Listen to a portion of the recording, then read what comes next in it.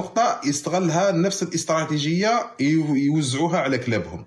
منهم هذا حفيظ قطراجي، يطاقوا له هذه العقليه. شي يروح يدير؟ يروح يبدا ينبش من يحوس ومين يبدا يكتب يغرد في التويتر يبروفوكي الدنيا منا من هي فقط باش يجيب شويه سوتيان وباش ينساو الاخر. مع ان الحذاء تاع بالماضي جمال بالماضي اشرف من قطراجي، اشرف من هذا حافظ دراجي واشرف من اسياده، لانه على الاقل تكلمت عليه انا في اللايف تاع البارح، قدم على الاقل. لو ما قدرش يرفع الغبن على الجزائريين، ما يقدرش يرفع لانه ماهوش هو اللي حاكم ميزانيه تاع الدوله بالماضي. على الاقل قدم فرحه للشعب الجزائري، اللي الشعب متعطش على فرحه ولا متعطش على افراح، وقدم له فرحه وافراح حتى وكانت معنويه ماشي ماديه، لان ماهيش في يده، ماشي هو اللي راه حاكم البلاد. هو حاكم ايكيب تاع بالون ونجح بها. مالغري داروا له 100 و200 بلون باش يطيحوه، ومنهم لافير تاع الكاميرون، وداروا له مليون عفسه باش يجيبوه كاو. داروا له مليون حاجه باش يجيبوه كاو.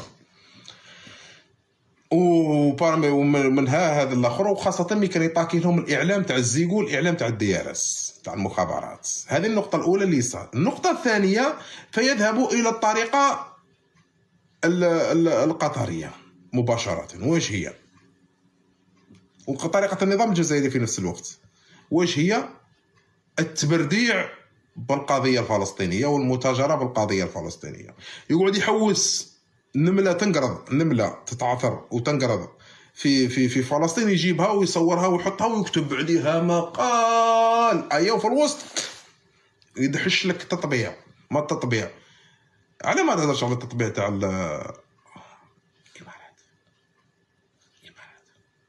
على ما تهضرش عليه، على ما تهضرش على التطبيع تاع قردوغان، على ما تهضرش عليه، لانهم اصبحوا حلفاء هذا النظام، وفي نفس الوقت اصحاب البلاصه اللي راك فيها، اصحاب المنطقه اللي راك فيها اون بيرسون، انهم ولاو حباب دروك. بكري مي كانوا الشحط طاير بيناتهم، كنت تخرج في صدرك وكانك من مواليد الدوحه شارع 54.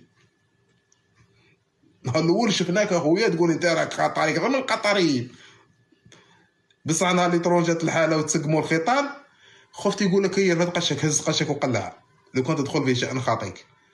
ف يروح واش يدير؟ يروح يدخل لك التطبيع من اول مره ضو بالتطبيع وديع يا وديع،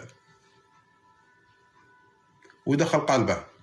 واش يدير؟ يبدا يستعطف، وهو في كلتا الحالتين عارف وين يتوشي وين يبيكي.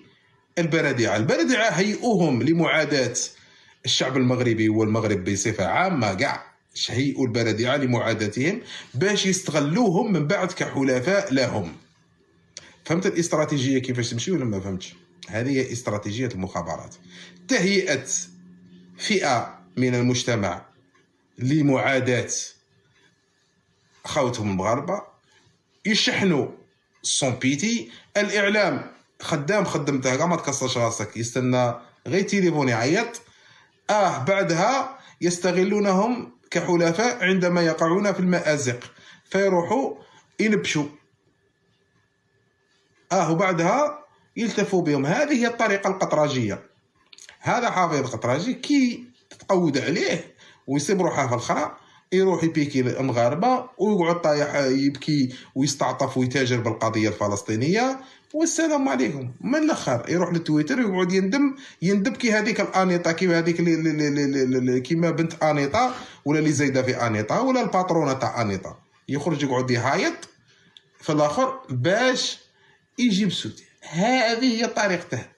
شوفوا كي تقود عليه، روحوا قول له كيفاش راك طايح على بالماضي، وكتبوا له طيحوا عليه في التعليقات باللي بالماضي اشرف منك، بالماضي راجل عليك، بالماضي بحال عليك. داك تشوفه كي يصيب الحمله بدات عليه، واش يدير هو؟